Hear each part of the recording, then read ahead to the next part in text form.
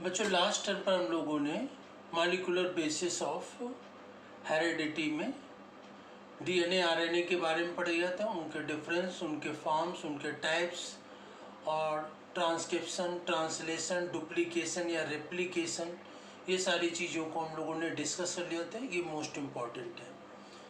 और molecular basis chapter थोड़ा सा बड़ा है, तो इसे दूसरे में ये चैप्टर 2-3 भागों में विभाजित किया गया है।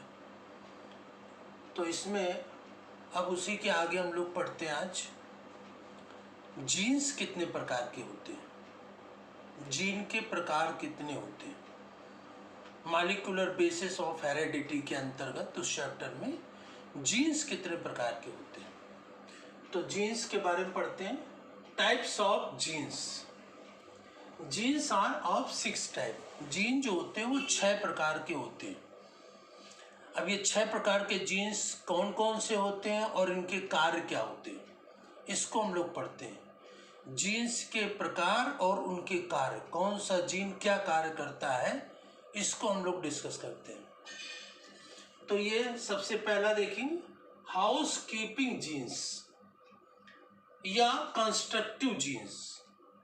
हाउस कीपिंग जीन्स या कंस्ट्रक्टिव जीन्स, इसे गृह व्यवस्थापक जीन या रचनात्मक जीन कहते हैं। गृह व्यवस्थापक या रचनात्मक जीन्स कहते हैं। और ये कितने होते हैं? 95% जीन्स होते हैं। ये पूरे जितने भी जीन्स होते हैं उनमें ये 95% होते हैं। जो हमारे शरीर की, सभी जीवों के शरीर की, जीव मतलब कि प्लांट, एनिमल, सभी जीवों के शरीर की, प्लांट हो, एनिमल हो, छोटे से छोटा एनिमल, बैक्टीरिया, वायरस हो, या बड़े से बड़ा एनिमल, ब्लू व्हेल हो, बड़े से बड़ा प्लांट हो, सभी में ये जीन्स होते हैं। तो ये जीन्स की जो मेन क्रियाएं होती हैं, श्वसन लेने की, पोषण, उत्सर्जन, जनन, इन सब क्रियाओं में जितनी भी क्रियाएं होती हैं, तो उन क्रियाओं में, उनकी रचना में और उनकी सारी क्रियाओं में, उपापचय क्रिया, मेटाबॉलिक एक्टिविटी में जो 95% जीन्स होते हैं वो हाउस कीपिंग जीन्स या कंस्ट्रक्टिव जीन्स होते हैं, या गृह व्यवस्थापक या रचनात्मक जीन्स होते हैं, इनको हिंदी में कहते हैं। और ये मूल रचना तथा मूल कार्य की इससे रिलेटेड होते हैं। इस सबको हमारे, इनका जिम्मेदार होते हैं। हमारे शरीर की जितनी भी रचना होती है किसी भी चीज की, कोशिका की, कोशिकाओं से मिलकर हमारा शरीर बना होता है, सभी प्लांट में, एनिमल्स में, सभी प्लांट्स में। तो जो हमारे शरीर की रचना होती है जिन कोशिकाओं से मिलकर, कि उन कोशिकाओं की रचना और उनमें होने वाली सारी क्रियाओं का नियंत्रण इसी के द्वारा होता है। तो ये बहुत ही सक्रिय जीन्स होते हैं, एक्टिव जीन्स होते हैं, जिन्हें कि हाउस कीपिंग जीन्स या गृह व्यवस्थापक जीन्स या कंस्ट्रक्टिव जीन्स या रचनात्मक जीन्स कहते हैं। तो ये पहला जीन्स हुआ। इसके बाद दूसरा जीन्स क्या होता है? लग्जरी या स्पेशलिस्ट जीन्स। इसे हिंदी में कहते हैं राजसी या विशिष्ट जीन्स कहते हैं। जो राजसी जीन्स मतलब कि लग्जरी, आरामदायक। आरामदायक का मतलब किसको कहेंगे? जो कोई काम नहीं करता है। राजसी का मतलब क्या होता है? जो कोई काम नहीं करता है। तो राजसी या लग्जरी, आरामदायक जीन्स, जो कोई काम नहीं करता है। तो ये लग्जरी जीन्स जो होते हैं अधिकांश समय निष्क्रिय रहते, इनएक्टिव रहते, कोई काम नहीं करते। आवश्यकता होने पर ही सक्रिय होते हैं। उसका कि जब आवश्यकता होती तो सक्रिय होते हैं, नहीं तो ये निष्क्रिय रूप से आराम से पड़े रहते।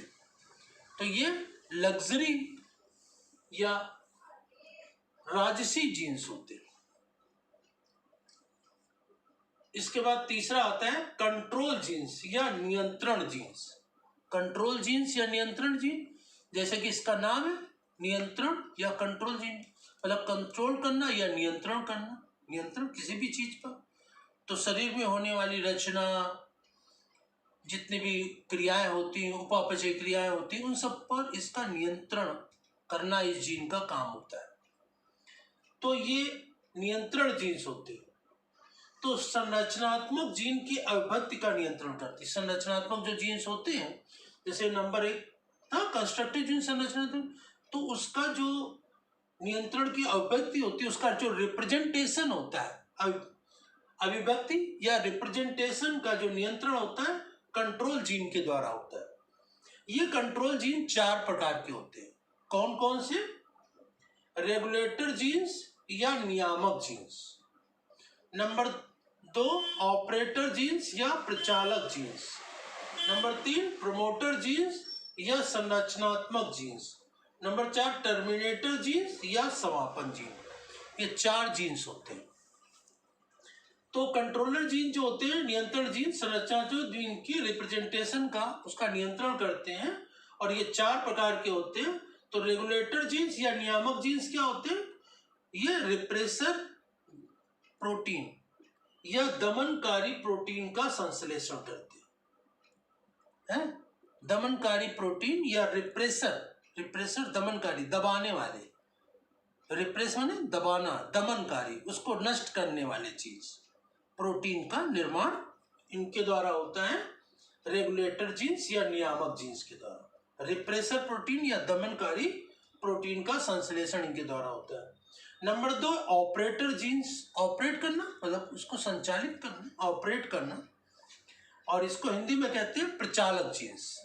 तो ऑपरेटर जीन जो होते हैं आरएनए के ट्रांसक्रिप्शन के प्रारंभ को या आरंभ करने की प्रक्रिया या बंद करने की क्रिया, इसको ऑपरेट करते हैं। ऑपरेट करना मतलब उसको संचालित करना, बंद जैसे कि कोई ऑपरेटर होता है, जैसे पंप ऑपरेटर होता है, गांव में पंप ऑपरेटर होता है जो ट्यूबवेल चलते हैं, तो उसको कहते हैं पंप ऑपरेटर। पंप ऑपरेटर क्या करता है? उसको चलाता है, शुरू करता है, पानी निकलता है, खेतों की सिंचाई हो जाती है, फिर उसको क्या कर देता है? बंद कर देता है। तो उसको शुरू करना और बंद करना, यही काम है किसका? ऑपरेटर का, पंप ऑपरेटर का। वैसे यहाँ ऑपरेटर जो जीन होता है वो क्या कहता है? आरएनए के जो ट्रांसक्रिप्शन की जो प्रक्रिया होती है उसको शुरू करता है और बंद करता है। तो ये मुख्य काम होता है ऑपरेटर जीन्स का। इसके बाद 3 होता है प्रमोटर जीन्स। प्रमोटर जीन्स माने, इसको हिंदी में भी प्रमोटर कहेंगे, प्रमोट माने आगे बढ़ाना। तो प्रमोटर जीन्स का क्या काम होता है? संरचनात्मक जीनों के ट्रांसक्रिप्शन क्रिया को प्रारंभ करता है, आगे बढ़ाता है। प्रमोट माने आगे बढ़ाना। तो ये संरचनात्मक जीनों की जो प्रक्रिया होती है, ट्रांसक्रिप्शन की जो प्रक्रिया होती है, इसको थोड़ा सा आगे बढ़ाता है। चौथा है टर्मिनेटर जीन्स या समापन। टर्मिनेट माने बंद कर देना, समाप्त कर देना। तो टर्मिनेटर जीन या समाप्त जीन, ये ट्रांसक्रिप्शन की जो प्रक्रिया होती है इसको क्या कर देता है? समाप्त कर देता है, बंद कर देता है। तो ये जीन्स जहां पर आ जाते हैं, जब किसी से जुड़ जाते हैं, तो वो प्रक्रिया अपने आप धीमी पड़ जाती है और धीरे धीरे बंद हो जाती है। एकदम से नहीं बंद होती, धीरे धीरे वो निष्क्रिय होती चली जाती है और एट लास्ट बंद हो जाती है। तो ये टर्मिनेटर जीन्स होते हैं या समापन जीन्स होते हैं। इसके बाद यहाँ पर हमने 3 प्रकार के जीन्स पढ़े, housekeeping genes, luxury genes, control genes. Control genes जो होते हैं वो 4 प्रकार के होते हैं, ठीक है ना? ये regulator genes, operator genes, promoter genes और टर्मिनेटर। और इन 3 जीनों के क्रम से आगे बढ़ते हैं housekeeping genes, luxury, control genes, और चौथा है ओवरलैपिंग जीन्स। ओवरलैप करना मतलब एक के ऊपर एक आ जाना, इसको कहते हैं ओवरलैपिंग जीन्स या अतिव्यापी जीन्स कहते हैं। तो ये क्या करते हैं? पॉलीपेप्टाइड चेन कोडॉन्स जो होते हैं, पॉलीपेप्टाइड चेन्स के कोडॉन्स जो होते हैं वो एक दूसरे के ऊपर आ जाते हैं, अर्थात ओवरलैप कर जाते हैं। 5वां है जंपिंग जीन्स या ट्रांसपोसन। जंपिंग जीन्स या ट्रांसपोसॉन्स या हिंदी में कहते हैं वल्गी जीन्स।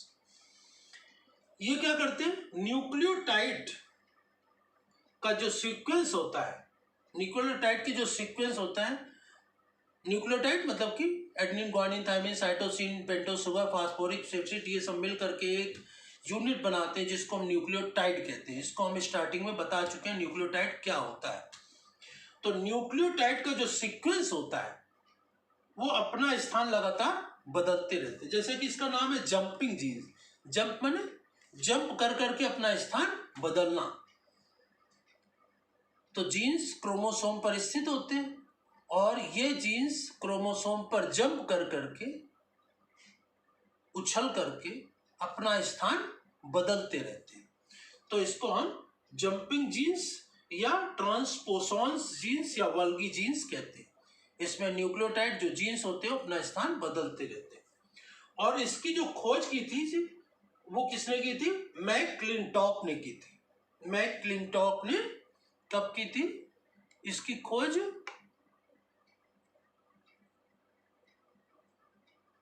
मैकक्लिंटॉक ने 1951 में इसकी खोज की थी। मैकक्लिंटॉक ने। अच्छा, इसके बाद अब देखते हैं मैकक्लिंटॉक ने जंपिंग जीन्स। लास्ट में सूडो जीन्स, या इसको कहते हैं हिंदी में कूट जीन्स। सूडो जीन्स या कूट जीन्स। ये सूडो जीन्स या कूट जीन्स क्या होते हैं? ये सामान्य सक्रिय जीन्स के समान होते हैं। जैसे सामान्य सक्रिय जीन्स होते हैं वैसे ये भी होते हैं, लेकिन इनमें क्या म्यूटेशन की प्रक्रिया के फलस्वरूप जो प्रोटीन या एंजाइम बनते हैं वो क्रियाशील नहीं होते, मतलब वो सक्रिय नहीं होते। जीन्स के समान दिखाई पड़ते हैं लेकिन जीन्स के समान सक्रिय नहीं होते, कार्य नहीं करते हैं, इसीलिए इनको सूडो या कूट जीन्स कहते हैं। सूडो माने होता है असत्य, मतलब जीन्स के समान दिखते हैं लेकिन जीन्स के समान कार्य नहीं करते, तो ये सूडो जीन्स होते हैं। तो इस प्रकार से जीन्स जो होते हैं वो 6 प्रकार के होते हैं। ये आपने जाना जीन्स कितने प्रकार के होते हैं? 6 प्रकार के। नंबर 1 हाउसकीपिंग जीन्स या कंस्ट्रक्टिव जीन्स या गृह व्यवस्थापक जीन्स या रचनात्मक जीन्स। दूसरा है लग्जरी जीन्स या स्पेशलिस्ट जीन्स, ये राजसी या विशिष्ट जीन। तीसरा है कंट्रोल जीन। कंट्रोल जीन ही 4 प्रकार के फिर होते हैं। और इसके बाद चौथा है ओवरलैपिंग जीन्स। पांचवा है जंपिंग जीन्स या ट्रांसपोसॉन्स जीन्स। और छठा है सूडो जीन्स या कूट जीन्स। इन 6 प्रकार के जीन्स में जो कंट्रोलर जीन्स होते हैं, कंट्रोल जीन्स होते हैं या नियंत्रण जीन्स होते हैं, ये 4 प्रकार के होते हैं। क्यों? बाकी किसी के कोई प्रकार नहीं है, केवल इसी के 4 प्रकार होते हैं। तो ये सभी जीन्स 6 प्रकार के जो जीन्स होते हैं और कंट्रोल जीन्स के जो और 4 प्रकार होते हैं, इन सभी जीन्स का क्या काम होता है ये मैंने आपको बता दिया। सभी जीन्स किसके बने होते हैं? न्यूक्लियोटाइड्स के बने होते हैं। न्यूक्लियोटाइड मतलब कि जिसमें कि नाइट्रोजन क्षार, एडेनिन, ग्वानिन, थायमिन, साइटोसिन होता है, पेंटोज शुगर होता है और फास्फोरिक एसिड होता है। ये सब मिल करके जो चीज बनाते हैं, जो चीज बनाते हैं, जो कंपाउंड बनाते हैं, उसे हम न्यूक्लियोटाइड कहते हैं। वास्तव में न्यूक्लियोटाइड ही क्या है? यूनिट है जीन्स की। तो इस प्रकार से ये जीन्स के प्रकार पढ़े और इन्हीं जीन्स के प्रकार पढ़ने के बाद इन्हीं से रिलेटेड हम लोग आगे चीजें पढ़ेंगे कि एक है इसमें लैक ओपेरॉन मॉडल और दूसरी चीज है फिंगरप्रिंटिंग। तो ये मॉलिक्यूलर बेस ऑफ हेरेडिटी में 2 चीजें और हमको पढ़नी है, वो है लैक ओपेरॉन मॉडल और दूसरा फिंगरप्रिंटिंग। फिंगरप्रिंटिंग भी मोस्ट इंपॉर्टेंट चीज है, तो ये 2 चीजें और पढ़ेंगे तब ये चैप्टर समाप्त हो जाएगा। ये बहुत ही बड़ा और इम्पॉर्टेंट चैप्टर है मॉलिक्यूलर बेस ऑफ हेरेडिटी, इसलिए आप लोग इसको ध्यान से पढ़िएगा, लिखिएगा। इस बार हमने यहाँ पर सब हिंदी में और इंग्लिश में दोनों में लिखा है और दोनों में ही इसको सामान्य रूप से बता दिया है कि ताकि हिंदी और वाले को इंग्लिश की प्रॉब्लम ना हो, इंग्लिश वाले को हिंदी की प्रॉब्लम ना हो। दोनों में इसको एक्सप्लेन कर दिया है, दोनों में यहाँ पर लिखकर बता दिया है। सामान्यतः आपको ये समझ में आ जाएगा जो ये व्यवस्था क्रम है। ठीक है, तो जीन्स के प्रकार के बारे में आप अच्छी तरह से पढ़ लेंगे और नेक्स्ट टर्म पर हम लोग लैक ओपेरॉन मॉडल और उसके बाद फिंगरप्रिंटिंग, ये 2 चीजें और डिस्कस करेंगे, तब ये चैप्टर समाप्त हो जाएगा।